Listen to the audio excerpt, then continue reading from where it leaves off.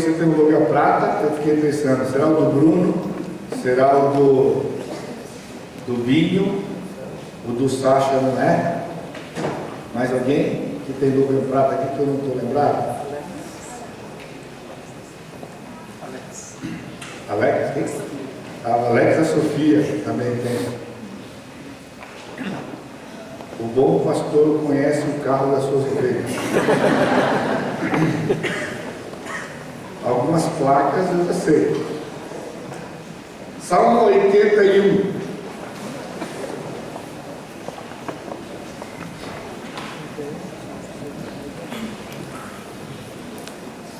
Se você quiser fugir do frio lá de trás, você pode ter lugares aqui mais para frente, para sair daquela corrente de ar lá.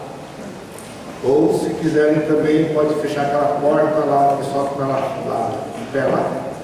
Talvez fechar a porta. Hoje não é casamento, né, doutora? Pode ser com a porta fechada. Casamento tem que ser com a porta aberta. Mas o culto pode ser com a porta fechada. Salmo 81. Cantai júbilo a Deus, força nossa, celebrai o Deus de Jacó. Salmodiai e fazei soar o tamboril, a suave harpa com o saltério. Tocai a trombeta na festa da lua nova, na lua cheia, dia da nossa festa. É preceito para Israel, é prescrição do Deus de Jacó. Ele o ordenou como lei a José. Ao sair contra a terra do Egito, ouço uma linguagem que eu não conhecera. Livrei os seus ombros do peso, e suas mãos foram livres dos cestos. Clamaste na angústia e te livrei. Do recôndito do trovão eu te respondi, e te experimentei junto às águas de Meribá. Ouve, povo meu, quero exortar-te, ó Israel, se me escutasses. Não haja no meio de ti Deus alheio, nem te prostres ante Deus estranho. Eu sou o Senhor teu Deus, que te tirei da terra do Egito.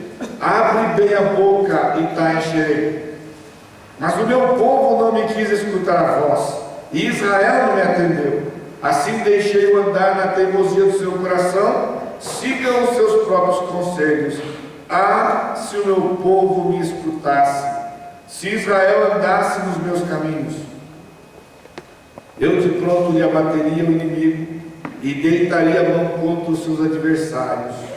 Os que aborrecem ao Senhor se lhe submeteriam, e isto duraria para sempre. Eu o sustentaria com o trigo mais fino e o saciaria com o mel que escorre da rocha. O Senhor sempre abençoa a sua palavra, e o meu desejo é que o Senhor aplique a sua palavra ao seu coração hoje à noite. Você que está aqui. O título é Ao Mestre de Canto, segunda melodia, Os Lagares, Salmo de Asaf. Eu falei um pouquinho sobre o lagar hoje na escola dominical. E esse salmo aqui é muito interessante, o contexto do salmo e a época em que provavelmente ele era cantado. E aí, quando a gente está cantando nossos cânticos de hoje, né, eu fico, cada vez que a gente tem, quando eu tenho pregado os salmos, ou mesmo quando eu tenho lido os salmos ao longo da minha vida, eu fico tentando imaginar qual era a melodia que eles tinham para isso aqui. Porque tudo bem que é uma tradução, né? Nós temos uma tradução. E lógico que na tradução, como é uma tradução ao pé da letra, a gente não se preocupa com métrica ou com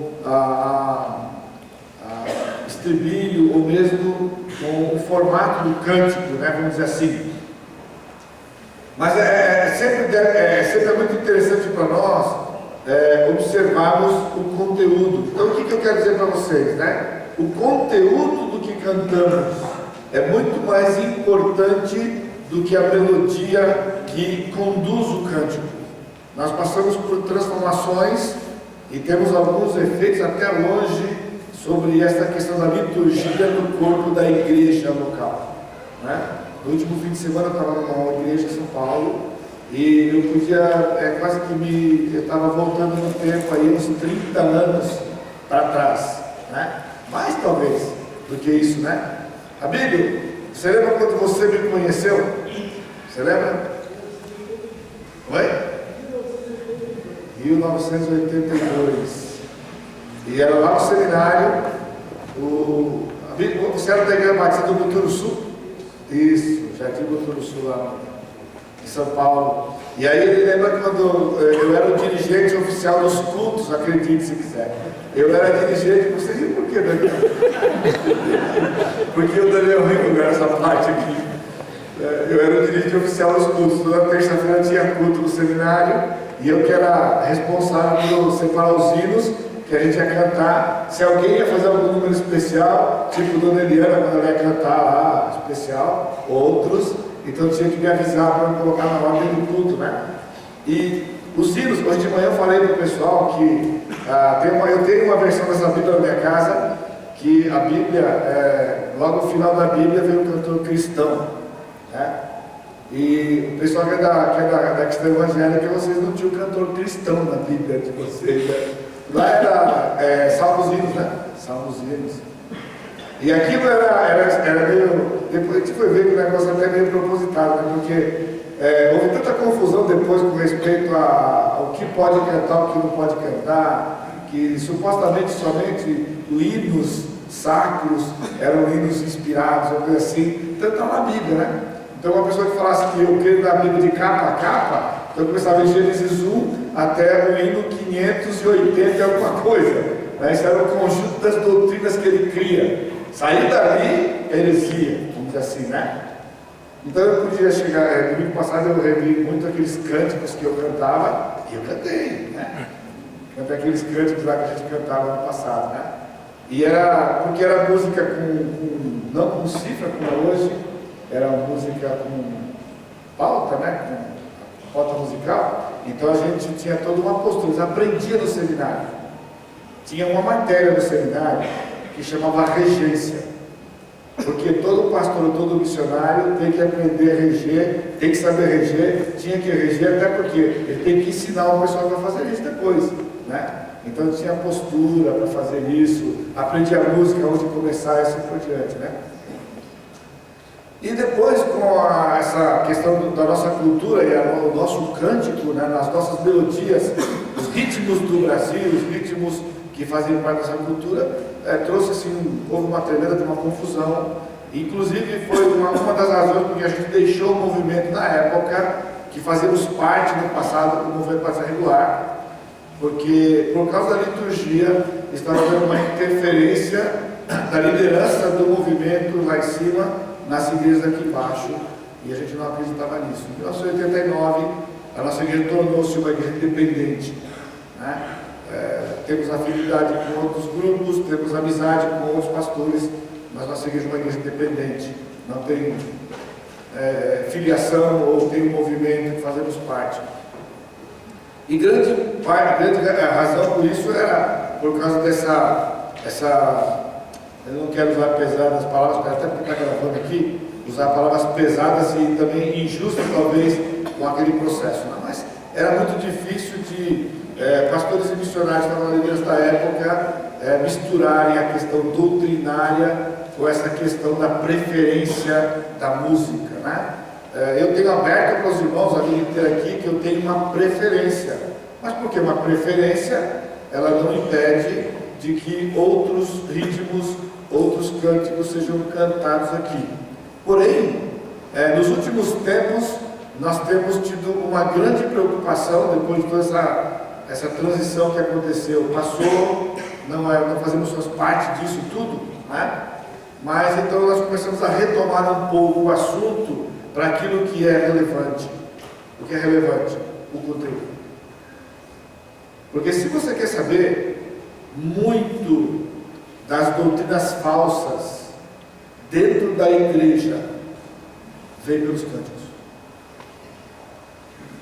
Nós cantamos errado porque gostamos do cântico, aprendemos errado, se a letra é errada, e então a gente canta aquilo e não é o que sai do púlpito, né? Então os dirigentes hoje, o irmão Daniel, o pessoal que está, ou quando trazem cânticos novos para cá, ou mesmo revendo os cânticos que fazem parte do nosso acervo de cânticos, né? de qualquer cântico que não esteja em sintonia com aquilo que sai do púlpito da igreja não deve ser cantado.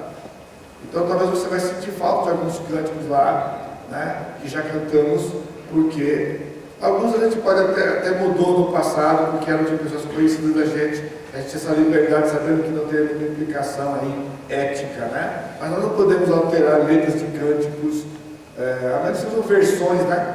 Hoje resolvi um problema com esse negócio também de no final lá colocar o copyright lá em cima embaixo. É sempre, nada ficou muito definido, né? Mas existe uma questão ética aí. Aquele Cristo veio me buscar mesmo, né? Cristo veio me buscar, para o céu me levará. Ele manda tempestade, vigiar e segurar. Essa é a segunda estrofe, né? Só estou identificando o grupo. Na segunda estrofe, nós cantamos: Ele manda tempestade, vigiar e sempre orar, para o toque da trombeta escutar. Interessante que quem escreveu este cântico, né, ele tem as mesmas convicções que nós, com respeito ao que é o arrebatamento, o tocar da trombeta, né? Só que em termos da nossa língua, quando cantamos para o toque da trombeta escutar, então nós estamos dizendo o quê? Que se você não vigiar e não sempre orar, você não vai escutar o toque da trombeta. E isso não é uma verdade bíblica.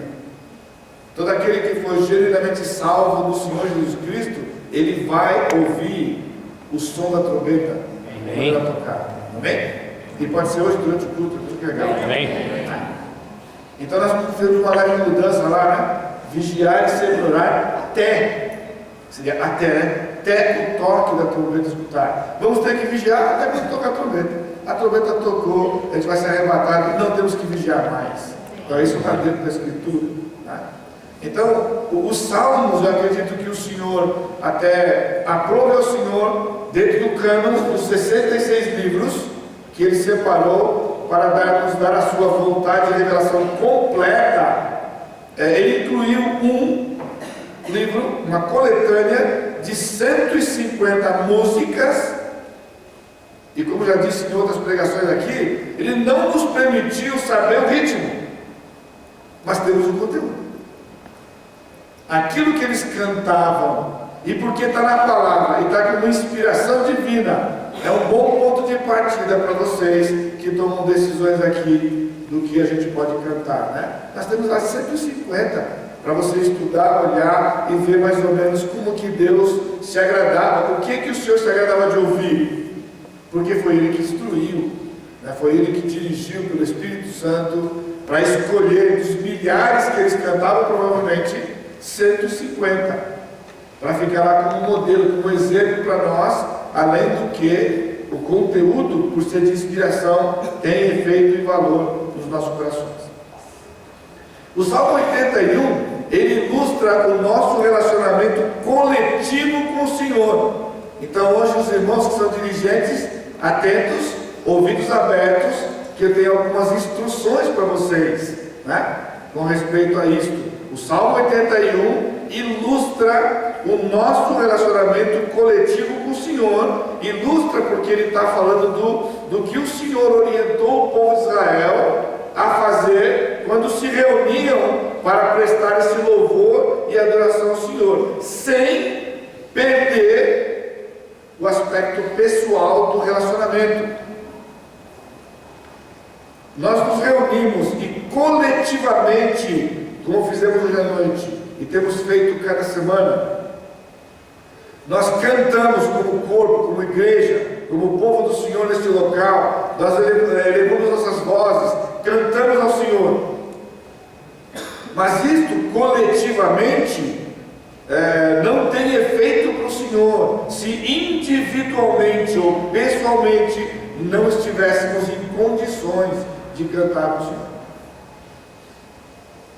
Conhecer a vontade de Deus, ou mesmo ouvir a voz do Senhor, não é um ato mecânico, isolado, mas o resultado de uma apresentação de adoração.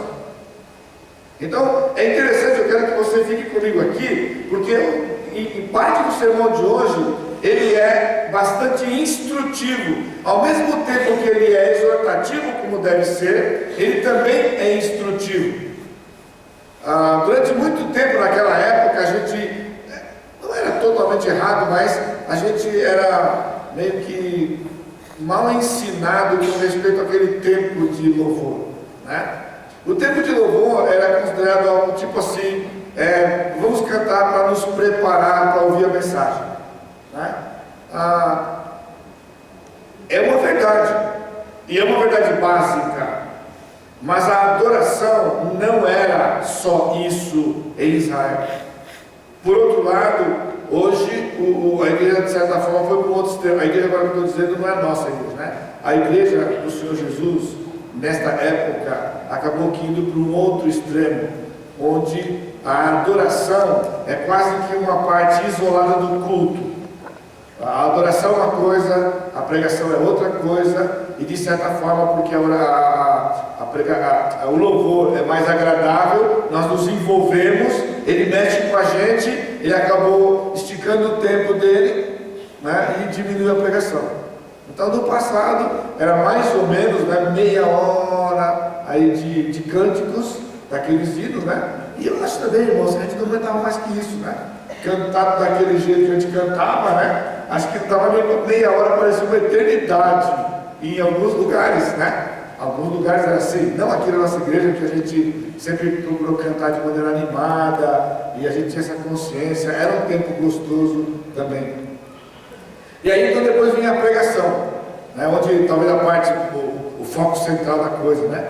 Aí a gente começou a aprender daquela transição toda, essa foi uma parte boa desse processo para o nosso corpo aqui, né? De que quando nós nos reunimos, a adoração é o momento em que você chega, o adorador chega, e coletivamente nós somos convocados, agora os dirigentes atentos aqui, aquilo que você faz aqui na frente, nos moldes do povo de Israel, nos moldes do Salmo 81, é uma convocação, é um chamado à adoração.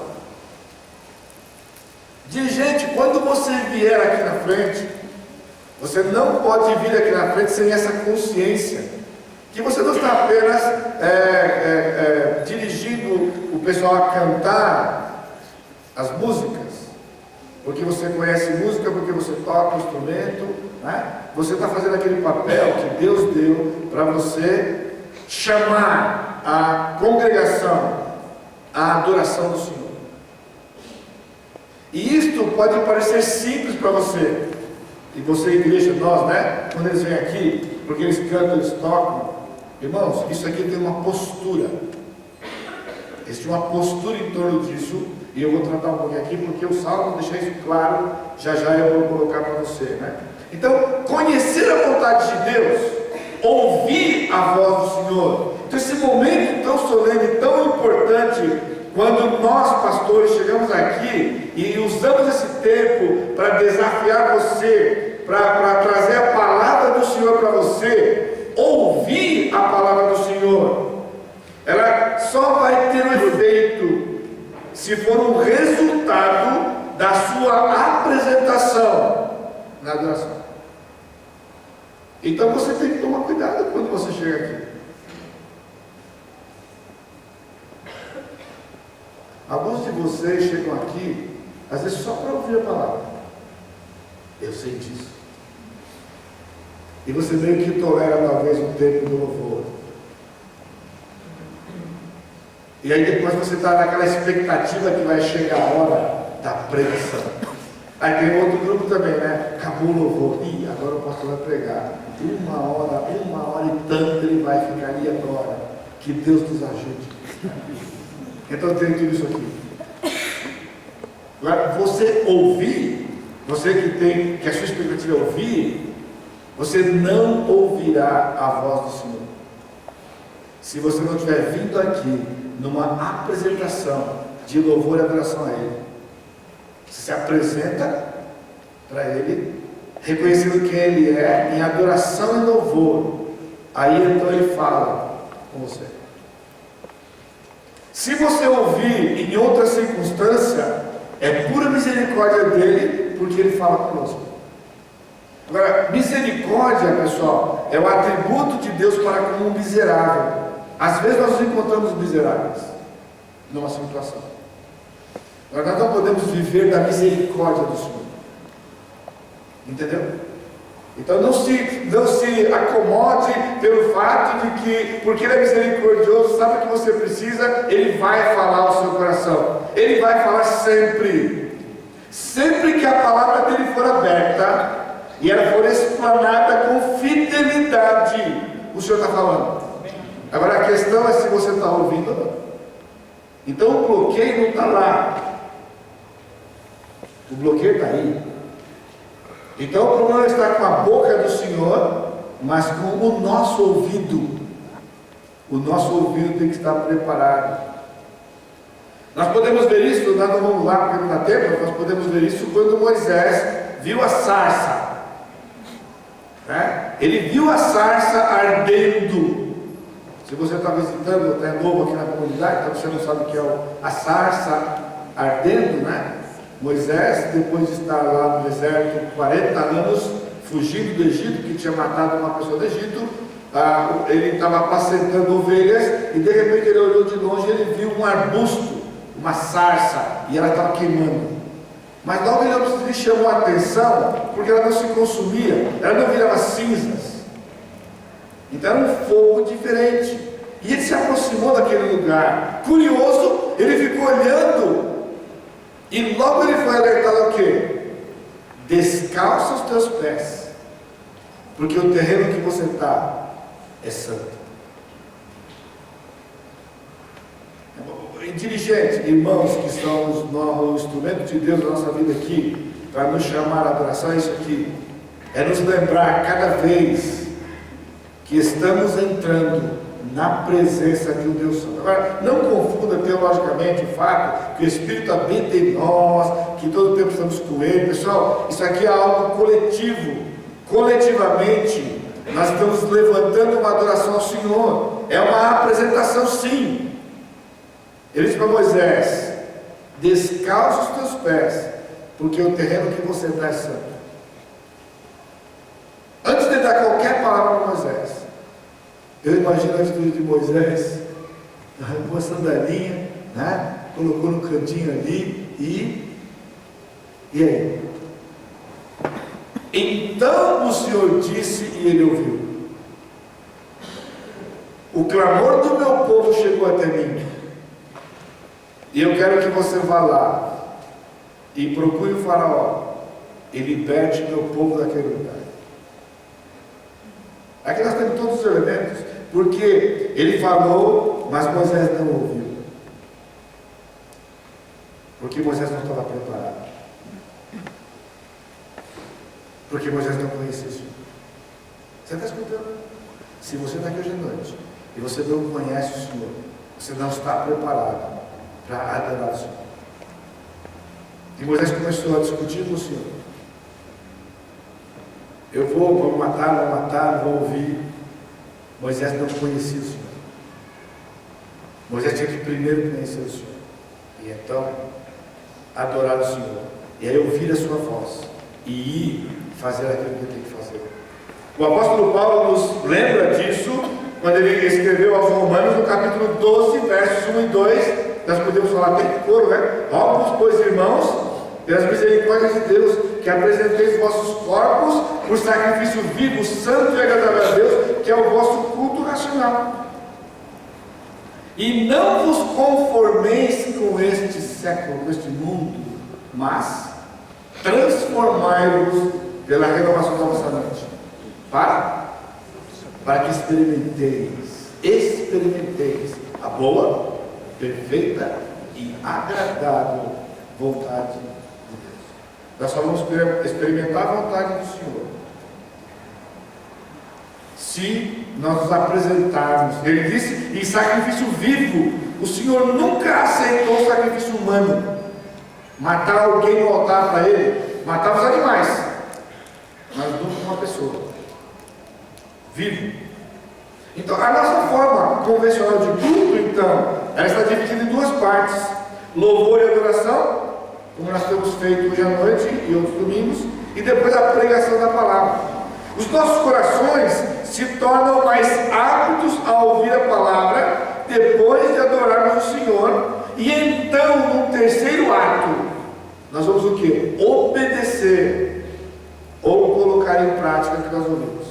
Você entendeu por quê? Chegamos, somos convocados à adoração, nós então, como coletividade, adoramos o Senhor, vamos na sua presença, cantamos, damos testemunho do que Ele faz para nós, do que Ele é para nós, e então ouvimos a sua voz. Ele nos instrui, Ele nos adverte, Ele nos admoesta, e estamos preparados agora para viver, transformar a vida e nos parecermos mais com o Senhor Jesus Cristo. Então, nesse sentido, o Salmo apresenta esse formato: uma exortação à adoração, versículos de 1 a 5, e depois uma resposta solene e divina do nosso Deus lá para o povo de Israel, de 6 a 16. Agora, o Salmo é especial, porque não era uma instrução de adoração aleatória. O Salmo, no seu conteúdo, ele nos revela de que este Salmo era cantado numa época especial, que nós vamos ver aqui. Ele era um Salmo cantado numa das 3 grandes festas que o Senhor havia ordenado para Israel. E esta festa era a festa dos tabernáculos, que ocorria no 7º mês. As outras 2 festas eram Pães Asmos, que começava com a Páscoa, no mês de março, abril, e depois Pentecostes, que acontece 50 dias depois da Páscoa, que foi o dia da inauguração da igreja.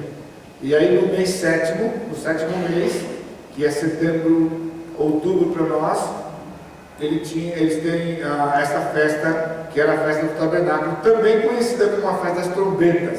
Daqui a pouco a gente vai dar uma chegadinha lá para você poder ver. Então, em primeiro lugar, uma convocação para a adoração ao Senhor. Vamos ver de novo, versos de 1 a 5, eu vou explicando para você ser desafiado esta noite, e os nossos irmãos que são instrumentos de Deus, para nos ajudar, vão ser desafiados também. A versão em inglês, ela é um pouco mais enfática, ela está mais próximo do que está no texto lá, do que a nossa versão. Por exemplo, cantai de júbilo a Deus. Né? Então, de novo, quando eu estou falando que é um desafio aos nossos dirigentes, irmãos, é sem crítica, tá bem? É sem crítica, eu não estou aqui usando o púlpito para dizer o que está certo e o que está errado. Eu estou dando para vocês o padrão da Escritura de como fazer, e a gente vai buscando encaixar nessas coisas aqui, né? Então veja, a forma que o Salmo está escrito, essa primeira parte, principalmente o versículo 1 e o versículo 2, esses 2 versículos, então eles nos mostram que a adoração coletiva do povo de Israel, ela era tanto inspiracional quanto convocativa, convocatória. O dirigente, ele não vem aqui para simplesmente sugerir alguma coisa. Então essa é uma tremenda responsabilidade para vocês, até na seleção das músicas. Eu sei que vocês lutam com, você vai fazer tudo no mesmo tema, você vai fazer tudo com uma palavra-chave, você vai fazer, entendeu como que é? Agora, isso também tem um lado que não sei quando a congregação conhece, né? Mas o tempo do louvor, ele tem como se fosse uma curva. A gente está 0 quando chega aqui, o dirigente nos leva para um lugar, depois ele nos traz para outro lugar para continuar o culto. E esse papel de sair onde estamos, nos levar e trazer de volta, isso faz parte desse processo que já acontecia aqui no meio do povo. Então, quando o Abílio disse que ele me conheceu lá, quando eu chegava para dirigir o culto, com os dirigentes aqui mesmo também assim, João Pedro acho que dirigiu muito tempo, né, a escola dos cultos, né, naquela época, porque a gente aprendia a regência e a gente regia como fosse um maestro de todo mundo, né, então até a postura da mão, a gente tinha uma postura com a mão, mas mais importante que a postura com a mão era a postura da voz. Porque se o dirigente chega lá na frente, ele fala assim: boa noite, irmãos. Nós vamos começar o nosso culto de adoração de noite. Então você abre o seu cântico no número tal, que é de fazer uma assim, né? Então você, do jeito que ele falou, é como você vai agir. Então a forma de convocar é importante, porque é assim que está no Salmo. É assim que está no Salmo. Então ele é inspiracional, inspirador, ele é convocativo, mais do que simplesmente contemplativo. A gente sente a diferença. Por exemplo, se pegarmos um domingo, que o culto, que o louvor é quase que totalmente contemplativo, nós sentimos. A gente só não pode falar para eles que eles ficam chateados, que fizeram com todo esmero, mas a gente sente a diferença. Você sabe qual é a diferença de contemplativo? São aqueles cânticos que nos levam a contemplar só o Senhor. Então a gente precisa de uma mistura equilibrada desses três elementos. Inspiração, porque estamos entrando para adorar o Senhor. Tem uma convocação, eles nos convocam para de uma maneira inspiradora e contemplativa adorarmos o Senhor. Então nós temos que ter cânticos variados. Cânticos que convocam, cânticos que nos inspiram e cânticos que nos fazem contemplar. Tudo no culto só. Esse aqui é o ideal. É isso que é ideal. É mais do que... Por isso que a seleção é importante. Que se escolhermos cânticos que são da mesma categoria, o culto pende para o lugar. E então a gente sente dificuldade com isso. Por quê? Porque em Israel, quando o Senhor instruiu o seu povo, eles eram chamados, convocados. Aí ele diz: cantai de júbilo a Deus, força nossa. Literalmente lá, ele está dizendo assim: cantai em alta voz. Então você não pode cantar assim, tipo, grunhindo, cantar desse tipo, meio que só um cântico que seja light, sabe? É o que está dizendo: cantai de júbilo, cantai em voz alta a Deus, força nossa. A ideia aqui é de uma tropa do exército que está vindo de uma vitória. Essa é a ideia. Pessoal, quando você está vindo de uma vitória, como é que você canta?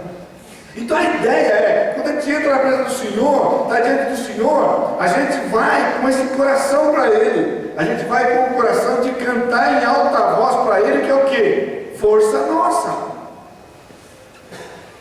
Hoje eu matei uma saudade de mais de 30 anos, desde que eu saí do quartel eu fiz isso aqui. Aí quando eu vi o cântico aqui e essa ênfase aqui, então eu me lembrei de um momento especial, lá no momento do tempo que eu fiquei servindo, que foi um ano, um mês e 2 dias. Então você veja, foi marcante, né? Foi 1 ano, 1 mês e 2 dias, dentre os quais fiquei preso 10 dias.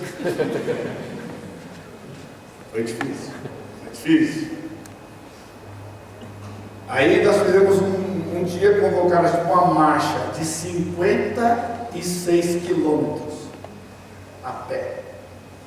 Saímos 5 horas da madrugada do quartel, marchando, 600 soldados, mais o pessoal que era engajado lá, os oficiais lá, saímos marchando. Aí pegamos a Castelo Branco, não havia Alphaville, o Alphaville era só terraplanagem. Foi exatamente lá que a gente almoçou, onde é o Alphaville hoje. E andamos, fomos até Barueri, na Castelo Branco, voltamos. E entramos em Osasco de noite, quando foi perto das 11 e pouco da noite, você imagina, 56 quilômetros depois. Faltava mais ou menos uns 200 metros para chegar no quartel. Parou a tropa. Falou: pessoal, aí parou, teve todo mundo. E aí a banda do quartel veio lá de dentro. Tinha aí uns, sei lá, uns 30, 50 músicos com seus instrumentos, e eles estavam lá postos no lugar. E o batalhão se encostou assim na banda, a banda à frente e o batalhão. E aí o tenente, no caso lá era o tenente coronel coronel, ele disse o seguinte: pessoal, nós vamos entrar no quartel agora. Pessoal, é exatamente assim, nós vamos entrar no quartel agora, e eu quero que todo o pessoal que está aqui nessas ruas, aqui nas casas ao redor, ele nos escutem chegando e entrando no quartel. Aí botou a banda em prontidão lá e falou: vamos cantar o hino da infantaria do exército. E aí o pessoal começou a tocar. Aí, pessoal, só, a gente já tinha dado 56 quilômetros, pessoal, quando aquela banda começou a tocar, aí ficava arrepiado de ouvir aquele negócio tocando. E ele falava: bumbo no pé esquerdo, né? No bumbo do pé direito, né? Bumbo do pé direito. Então, pessoal, aí bum, começou a cantar: nós somos esses infantes, dos pés amantes, do pé militar, pé. Aí você: eu não estou ouvindo, batalhão, eu não estou ouvindo. E ele gritando, não é microfone não, pessoal, ele estava gritando lá, e todo o batalhão escutava: eu não estou ouvindo, e pé. 56 minutos depois, e entramos no quartel cantando. Você está entendendo isso aqui? É isso que está aqui, exatamente isso aqui.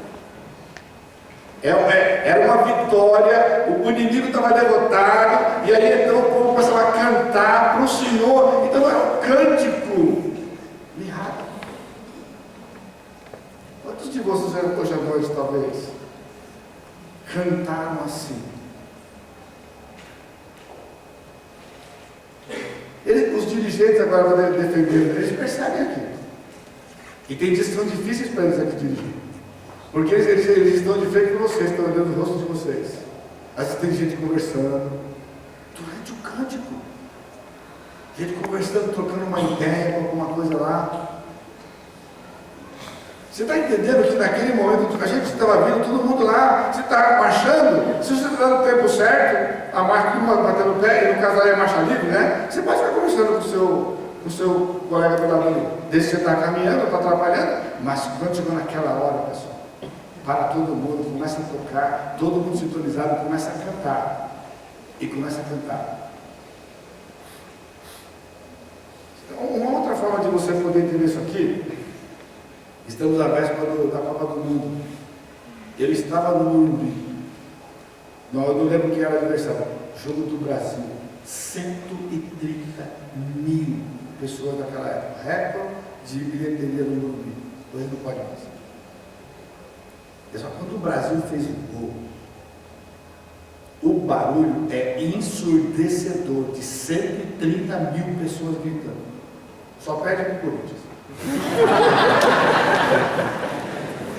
Quando o vídeo marca o gol, já é mais. Pessoal, você já foi no estádio? Começou a gritar, porque marcou um gol. Nós estamos adorando o nosso Deus, Criador do céu e da terra, que nos sustenta, cuida de nós, tudo que Ele prometeu, a gente quer assim. Olha essa aqui: cantai de júbilo a Deus, força nossa, celebrai o Deus de Jacó. É uma convocação. É uma convocação. Salmodiai. Aqui está enfraquecido aqui, porque lá no texto, ele está dizendo, quando ele fala salmodiai, ele está dizendo assim: canta em grito, canta alto. Ele está dizendo que está gritando, não é para cantar, agora não é para cantar desafinado, ele está gritando. Canta, canta. Ergue uma canção, essa é a ideia, ergue a sua voz e canta uma canção. Aí ele começa a listar os instrumentos. Fazei soar o tamboril. Aí o pessoal lá faz encaixada. Dirigente aqui, a galera lá. Então o tamboril era um instrumento que as mulheres tocavam. E ele diz tamboril, a harpa, que era um instrumento de dedilhar, e o saltério. Saltério aqui é como se fosse uma guitarra, um violão. Era um instrumento que tinha um braço e era de corda. Então eles começavam a tocar. Agora aqui eram centenas deles para a nação. E então, neste momento, neste clima, do povo com júbilo no coração, a vitória do Senhor. Ele diz: tocai a trombeta. Agora a trombeta era o chifre do carneiro. Então ele tocava aquilo e estava conclamando o pessoal para levar o seu pensamento ao Senhor. Por quê? Este mês, aqui o 7º mês, era o fim da colheita. Era o fim da colheita. Por isso que o tema do cântico são os lagares. Já tinham sido abençoados pelo Senhor. E eles tinham a colheita, era o fim, era a última festa do ano, ao mesmo tempo que era o primeiro mês do calendário civil de Israel, porque as nações ao redor tinham aquele calendário e eles iam se relacionavam comercialmente. Mas veja o versículo 3: tocai a trombeta na festa da lua nova, na lua cheia, dia da nossa festa. Então aqui é que dá a dica que era a festa das trombetas. Por quê? Porque a trombeta estava sendo tocada e o 7º mês, ele começava no primeiro dia do mês, havia uma convocação. Vai comigo rapidinho para Levítico capítulo 23. Levítico 23, verso 23. Se você está comigo ainda, eu estou com você ainda. Levítico 23, 23. Disse mais o Senhor a Moisés: fala aos filhos de Israel, dizendo: no mês 7º, no primeiro do mês, tereis descanso solene, memorial com sonidos de trombetas, santa convocação. Nenhuma obra servil fareis, mas trareis oferta queimada ao Senhor. Quando você vê no Velho Testamento ou em qualquer lugar citando lua nova é o seguinte: o calendário do povo de Israel era o calendário lunar. Não é como o nosso, que é o calendário solar. Estamos sendo um calendário lunar, governado pelo ciclo da lua. E a lua nova era exatamente o primeiro dia da lua nova, era o primeiro dia do mês do calendário. Em Israel havia todo um ritual onde, em qualquer lugar que alguém descobrisse, no caso principalmente nas imediações de Jerusalém, que ele conseguisse ver a lua nova, então ele avisava as autoridades, que avisava o sacerdote, porque aquele dia era o primeiro dia do mês. E era tão sério que, então, quando o sacerdote reconhecia que realmente era o dia da lua, então eles mandavam sinais para toda a nação. Pessoal, eu estava lendo um material essa semana que chegava a centenas, dezenas de centenas de quilômetros de distância. A informação. Eles tinham uma vara alta, subiam num lugar com um monte das oliveiras, e eles acendiam a vara para dizer que era o primeiro dia, e aquilo era feito num outro monte próximo, aí acendia e ia passando de monte em monte, todo o território. E onde tivesse gente do povo de Israel, eles iam acendendo para o pessoal saber o primeiro dia do mês. Hoje é fácil para a gente, nós temos um calendário, né? A gente sabe que hora começa, que hora que o sol se põe, entendeu? Naquela época era assim, desse jeito, a pessoa, alguém via, dizia, sacerdote autenticava, saía a informação, é o dia da lua nova. Agora, Deus escolheu o dia e permitiu, porque desde o dilúvio, já mostrei para vocês, né? Lá o calendário era o calendário lunar, é porque raros são os meses ou mês durante o ano que a lua nova não aparece no primeiro dia, no máximo no segundo dia ela vai aparecer. Por isso eles tinham uma diferença de calendário que rodava 1 ou 2 dias de diferença, mês de 30, de 29, 31, porque às vezes eles só conseguiam determinar o dia no segundo dia que era o dia da lua nova. Ele só saberia depois. Compreendeu por que falar de lua nova aqui? Mas olha que interessante. Veja o capítulo 23, nós estamos lendo, versículo 26. Disse mais o Senhor a Moisés: mas aos 10 deste mês, 7º, será o dia da expiação. Tereis santa convocação e afligireis a vossa alma, trareis oferta queimada ao Senhor. O 10 dias depois do primeiro dia do mês, então ele tinha o dia da expiação, que era aquele dia que o sumo sacerdote entrava no Santo do Santo e oferecia o sacrifício pelo pecado de ignorância de todo o povo de Israel por um ano. Mas veja o versículo 33, disse mais o Senhor a Moisés: fala aos filhos de Israel dizendo: aos 15 dias deste mês sétimo será a festa dos tabernáculos ao Senhor por 7 dias. Agora sabe o que é o 15º dia? Era o dia da lua cheia. Ele começou com a lua nova, no 15º dia, lua cheia. Por isso que ele está falando aqui no Salmo, que era, ele diz aqui, ó, tocar a trombeta da lua nova na lua cheia, porque na lua cheia havia o toque da trombeta, porque começava a festa dos tabernáculos. E a festa dos tabernáculos era a festa que os lembrava de que eles ficaram peregrinos no deserto por 40 anos, e eles teriam que viver em tendas. Eu tenho explicado para vocês já por alguns anos, que tem sido minha convicção de que a festa dos tabernáculos era a festa que apontava para o dia do nascimento de Jesus. Tanto quanto a Páscoa é a festa que apontava para a morte dele. João 14 diz: e o Verbo se fez carne e tabernaculou entre nós. Ele habitou entre nós. Então essa festa, tudo isso aqui, em volta do dia daquela festa dos tabernáculos, que lá na frente, quando o Messias viesse, seria o dia que o Messias nasceria. Tá? Meu cartãozinho aqui, que eu vou morrer quando eu for para o céu. E eu tenho umas perguntas para fazer para o senhor. Talvez só você tenha pergunta para ele. Eu tenho pergunta para o senhor. Eu vou perguntar para ele. Eu tenho pergunta para fazer para ele. Uma das perguntas que eu falei para vocês é se o lugar que Abraão fez o altar para sacrificar Isaac era exatamente o lugar onde foi colocada a cruz de Cristo. Está escrito aqui. Primeira pergunta. Segunda pergunta: se aquilo que o povo de Israel conseguiu receber dos seus vizinhos, ouro, prata, lembra? Se aquilo lá era calculadamente o pagamento da nação de Israel por 430 anos de escravidão, que eles nunca receberam salário, e receberam tudo num dia só.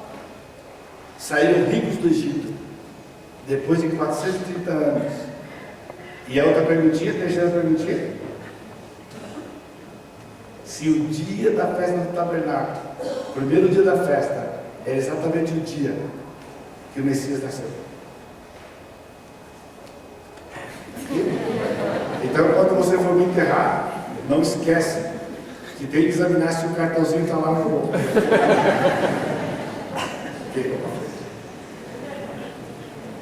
É preceito para Israel. Ele está dizendo aqui: é prescrição do Deus de Jacó. Era uma ordenança do Senhor. Então não era uma coisa para fazer se quiser. Irmãos, o que eu posso dizer para você hoje à noite? Que quando você chega no domingo para cantar, você não pode chegar aqui apático. Você não pode chegar aqui de qualquer jeito, por mais que o seu coração esteja quebrado.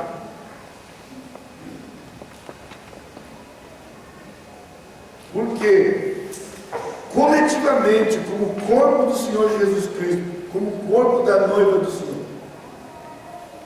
nós estamos aqui para adorar ao Senhor. Amém. Adorar ao Senhor. Eu fui a um evento ontem à noite, eu tive a oportunidade de conversar com algumas pessoas e poder dizer essas coisas para aquelas pessoas. Você está chateado com Deus por causa de alguma coisa?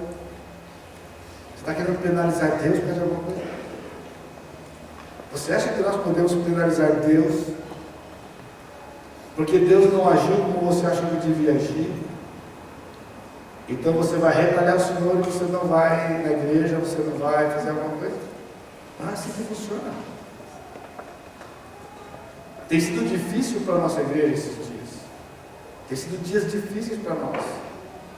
E o temor de Deus entra no meu coração, Porque eu tenho dito cada domingo para vocês, e cada vez que eu falo, eu quero que você saiba que é a temor do meu coração. Deus é bom, irmãos. Amém. E Ele não é bom porque Ele faz coisas boas, se Ele fizer coisas boas.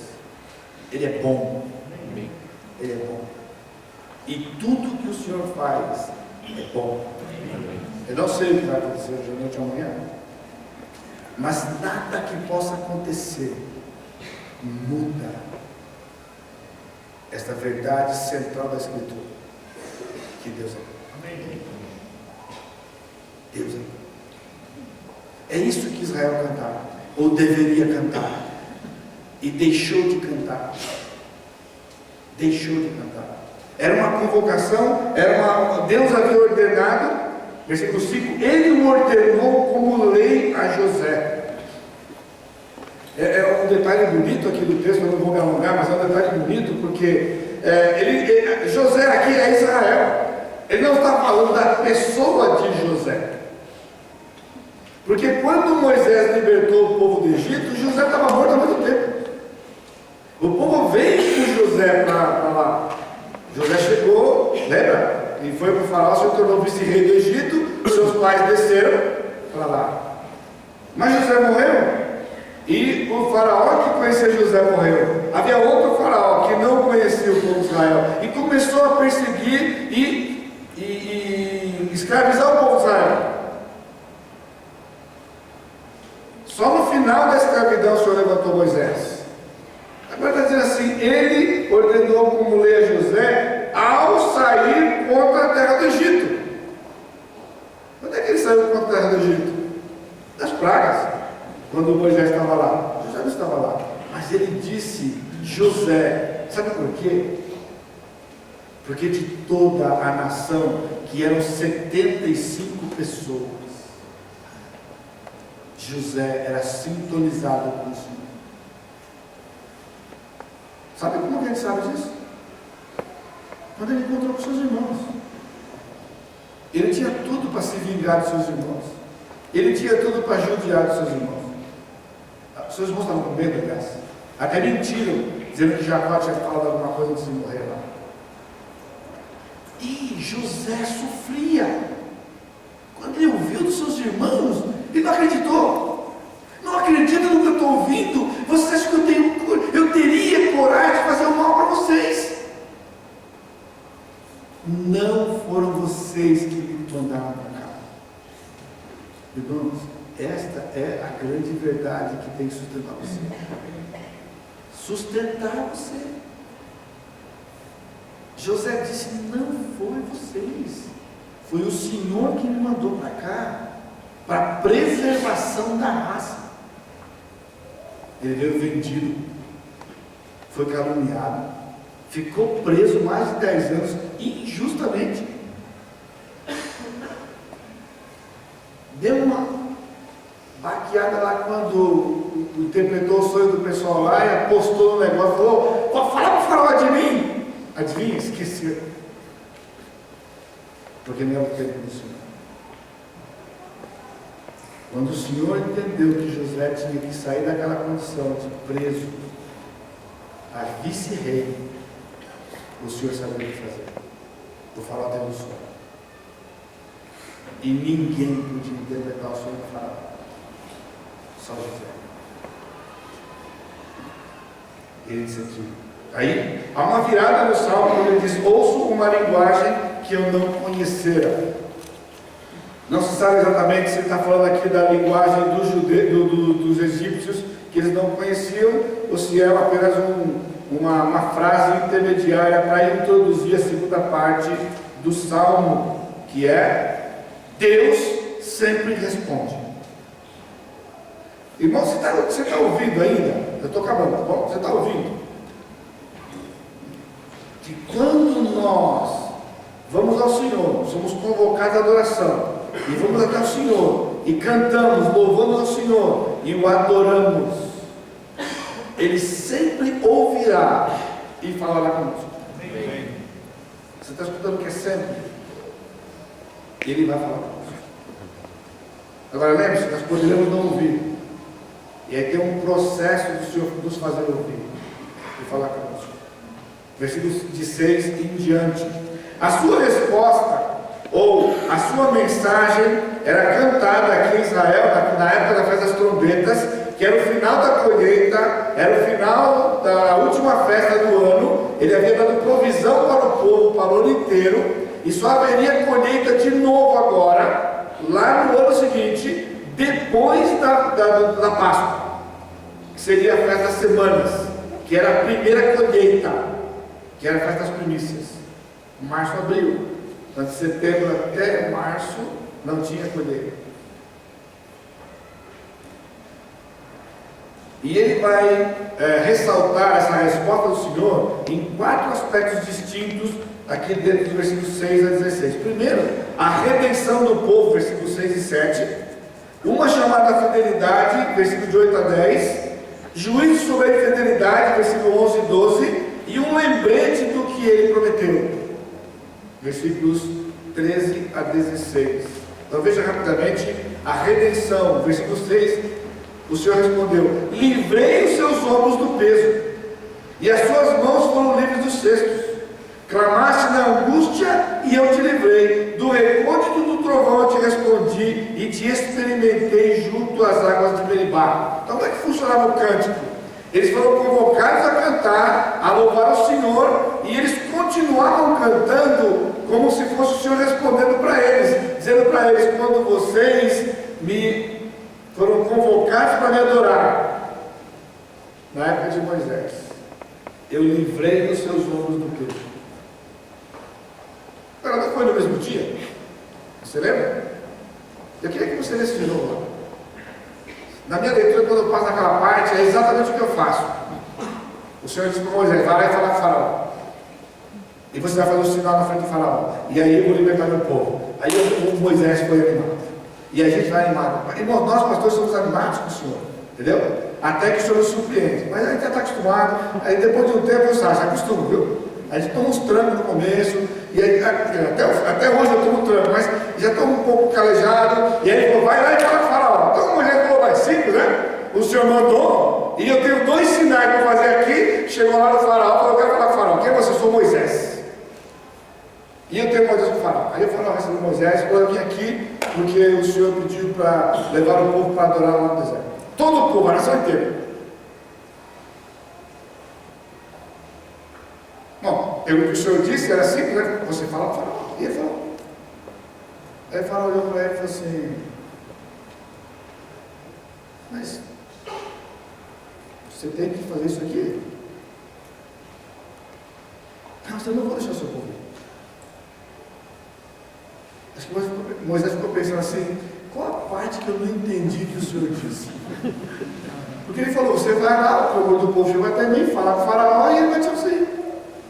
E o Moisés fez exatamente isso. Foi lá, falou com o faraó, e ele falou: não deixou o povo ir.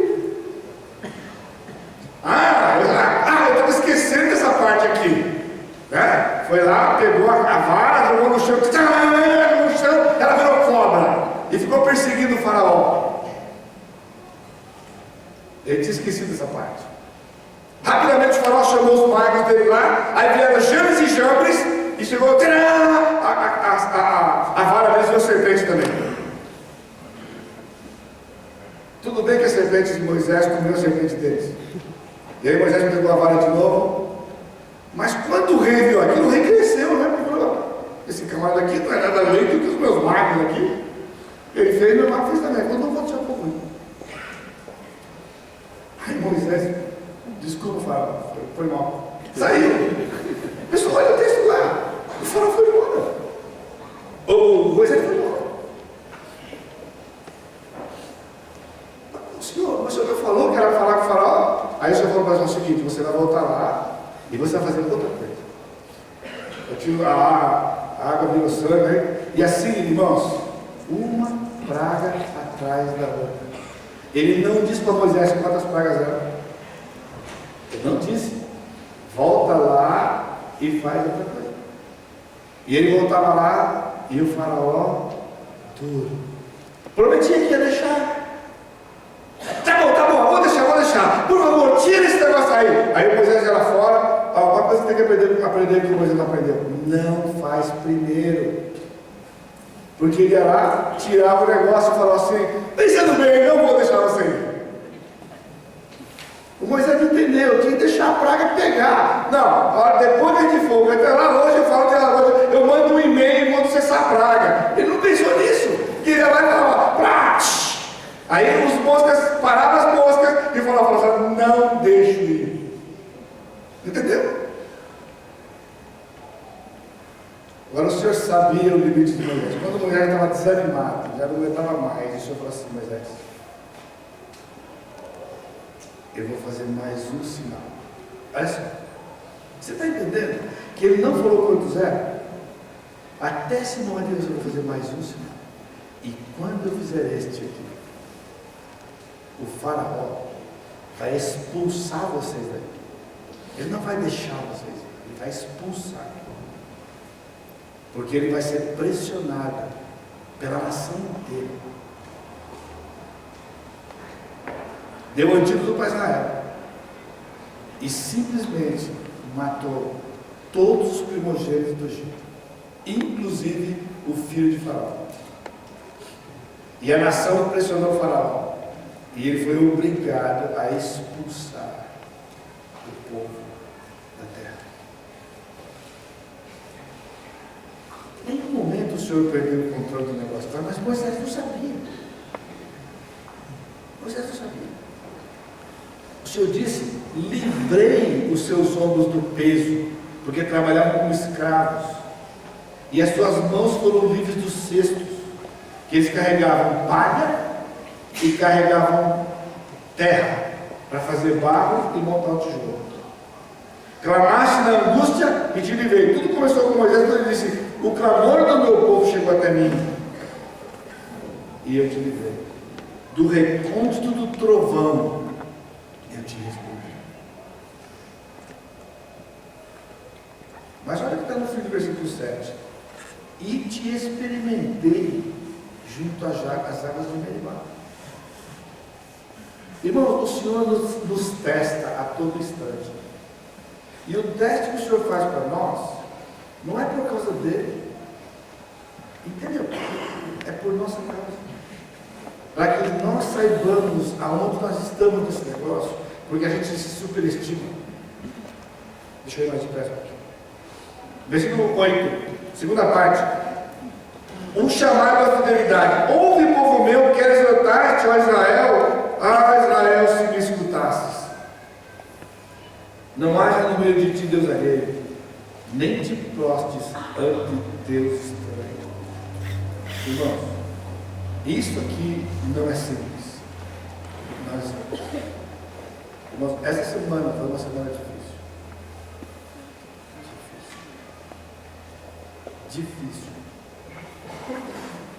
Ouve, povo meu, quero exortar-te. Ó Israel, se me escutasses. Sabe o que ele quer dizer aqui?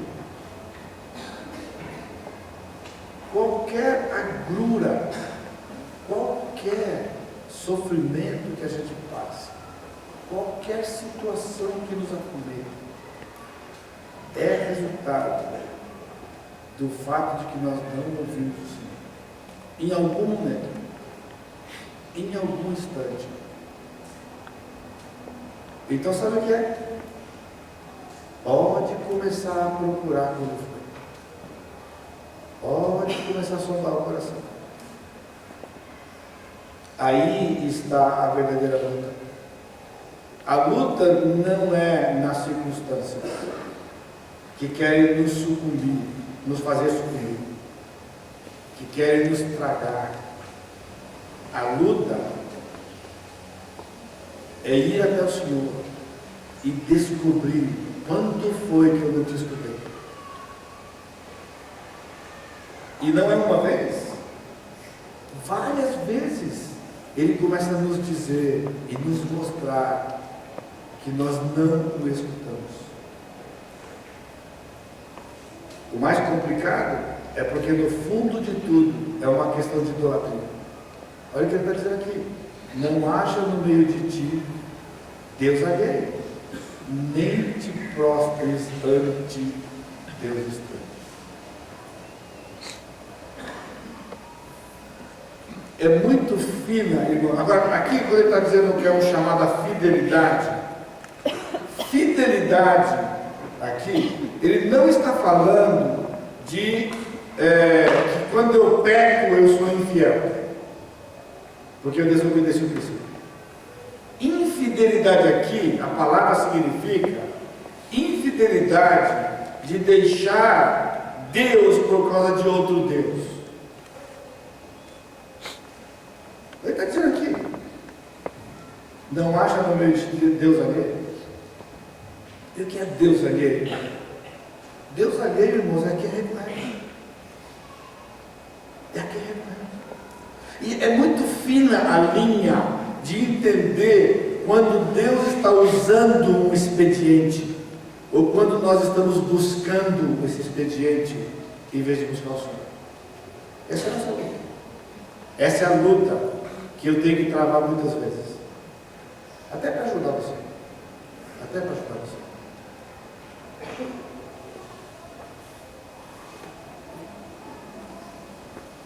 Ele diz, nem te prostres ante Deus estranho. Porque a ideia é, se Deus não está fazendo, então eu tenho que recorrer a um outro Deus, e eu me prostro diante dele. Porque eu entendo que Deus não está fazendo. Israel fazia assim. E nós fazemos assim, na nossa vida diária. É isso que ele está dizendo aqui, ele está chamando Israel a ser fiel a ele. E deixar que ele conduza, ele dê o que temos que fazer. E não nós temos que recorrer às coisas, porque estamos achando que Deus não está agindo. Então ele vai trazer um juízo contra a infidelidade. No versículo 10 ele diz, eu sou o Senhor teu Deus, que te tira a terra do Egito. Ele está lembrando o povo, não vai até outros deuses. Eu sou o Senhor teu Deus. Eu tirei você do Egito. Abre bem a boca e te encherei. Aí no versículo 11 e 12 ele vai falar contra a infidelidade. Ele diz, mas o meu povo não me quis escutar a voz, e Israel não me atendeu. Assim, deixei-o andar na teimosia do seu coração. Siga os seus próprios conselhos. Então Deus está dizendo que quando a gente insiste, Ele vai fazer o quê? Ele vai nos deixar caminhar na nossa teimosia. Agora, Ele não vai nos abandonar. Ele não vai tirar a mão. Ele vai permitir. Nós vamos sofrer por causa disso. Mas Ele então, todo o tempo tem no controle daquilo ali. E Ele então vai fazer aquilo que Ele já planejou fazer. E Ele vai nos socorrer. Temos que ouvir o desafio, né? Deus vai dizer, mas o meu povo não me quis escutar. Assim deixei-o andar na teimosia. E finalmente, Ele vai fazer um lembrete do que Ele prometeu. Versículo 13. Ah, se meu povo me escutasse. Agora aqui é um desafio para a gente encerrar o cântico de eu sou chamado à adoração, eu sou convocado para adorar o Senhor. E quando eu sou convocado a adorar o Senhor, então o Senhor fala comigo, Ele me responde. Só que eu tenho que passar por esse processo de reconhecer que o sofrimento que eu estou passando, a situação que está querendo me engolir, é porque em algum momento, em algum tempo, eu deixei de ouvir o Senhor. E eu preciso então voltar, buscar isso, recuperar e voltar a ouvir o Senhor. Então ele começa a dizer o que é o ideal que nós temos que fazer. Ah, se meu povo me escutasse, se Israel andasse nos meus caminhos. Então o que acontece com o crente? O que acontece com o filho do Senhor, que escuta o Senhor, que anda nos seus caminhos? Olha a promessa dele: eu de pronto lhe abaterei o inimigo. Irmãos, isso aqui é muito forte. Isso é muito forte. Porque muitas vezes nós não recebemos de pronto as coisas do Senhor. Por quê? Porque não escutamos no passado. E ele vai nos levar a esse tempo aqui de resgatar o que nós não ouvimos no passado. Ele está dizendo, porque se vocês me ouvissem, de pronto eu abateria o inimigo. vem, você clama, Ele faz. Como a gente gostaria. Não é? A gente ora, Ele responde. A gente ora, Ele responde. A gente ora, Ele responde. Então Ele está dizendo, se você orar e eu não responder, que por que foi? Porque não escutou alguma coisa. Então eu quero que você ouça. Ou seja, Deus não é o gênio da lâmpada. Ele tem um alvo em nós, que é nos fazer parecido com o Filho dele. E Ele vai fazer. Amém. E deitaria a mão contra os adversários. Os que aborrecem ao Senhor se lhe submeteriam. E isso duraria para sempre. Esse ele está dizendo em termos de proteção, em termos de guardar, e ele está dizendo, eu o sustentaria. O quem? A casa de Israel. Aqui é a nossa igreja, eu, você, né? Eu o sustentaria com o trigo mais fino.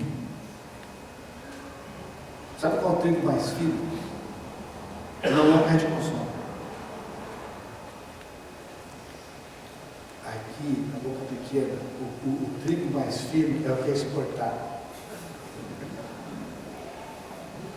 Não é? Então, na minha classe da escola dominical, eu disse, né, lá no fim de tudo, Isaías 65, Isaías 63, né, ele disse, nunca mais alguém vai se apoderar da colheita do meu povo. Nunca mais vai ser exportado nada, vai ser feito no meu povo. Então, se você me escutasse, então eu o sustentaria com o trigo mais fino e o saciaria com o mel que escorre da rocha. Aqui eu pregava o resto da noite. Não posso. Você tem que ir embora